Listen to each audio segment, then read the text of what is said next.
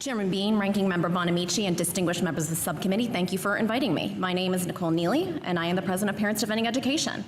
We began researching foreign funding in K-12 schools in March when a parent of Virginia's Thomas Jefferson High School for Science and Technology provided records showing that the school received over $1 million from Chinese government-linked entities. A few weeks ago, Fairfax County Schools revealed that these donations actually totaled $3.6 million. A former PTA board member told us that in exchange for these gifts, the donors were allowed to, quote, look under the hood at how the school was run, including floor plans, lesson plans, and student research projects. So we wondered, was this happening elsewhere? And if so, where? Unfortunately, trying to nail down the scope of this problem is difficult by design. These programs have existed in American schools for years, but much of it went underground following Secretary DeVos and Secretary Pompeo's efforts to rein in Confucius institutes. We combed through publicly available data and filed dozens of FOIAs across the country to access contracts on these programs and traced money flowing through intermediary organizations such as the ACES Society and the College Board to districts. We found that over the past decade, over $17 million has flowed to 143 districts and private K-12 schools across 34 states and DC. This is likely a low figure given that both the US State Department and the Senate have estimated hundreds more programs in existence. This sum is only what we have been able to verify. But the money doesn't just flow from China to US schools. In some districts, they actually spent taxpayer money on this programming. In Nevada, Clark County schools paid over $250,000 in salary and benefits to Chinese teachers. We learned that we need to follow not only inflows, but also outflows.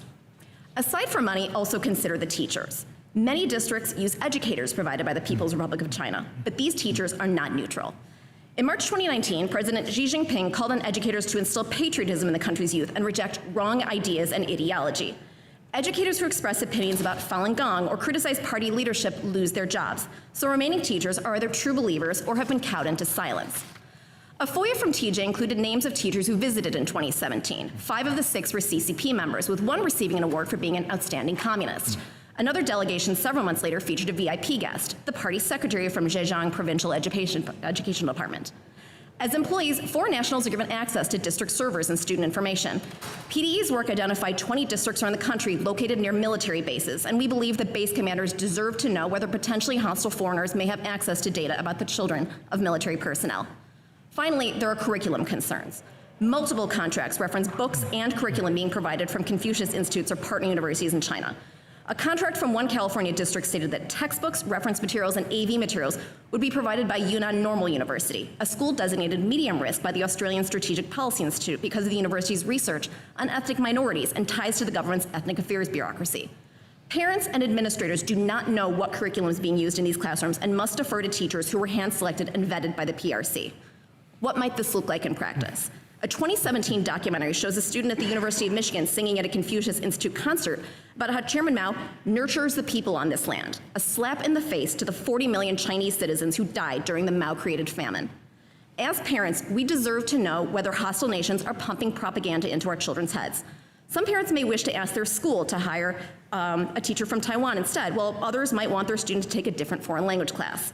I am a mama Wolverine, and I want my son and daughter to be taught true history about the Uyghur genocide, one-child policy, and the repression of dissidents like Jimmy Lai, not the alleged virtues of communism. America needs greater transparency around foreign funding in our schools. Families lack basic information, so they cannot make informed choices about whether they want their children to participate in these programs. As you said, this is a matter of national security.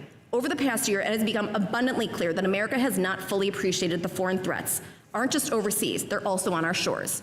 From farmland purchases to spy balloons, secret police stations to battery factories, our country's openness is being weaponized against us. In July, we sent letters to governors asking them to investigate this issue in their states. Unfortunately, few seem to consider this an issue of concern. We ask that you use your influence to communicate the acute nature of this danger to politicians in your respective states. Our other request is one of oversight. We believe that it would be a constructive use of the FBI's investigative power to research China's influence in American education, both to monitor programs still in existence and determine the extent of the damage that has been brought to date.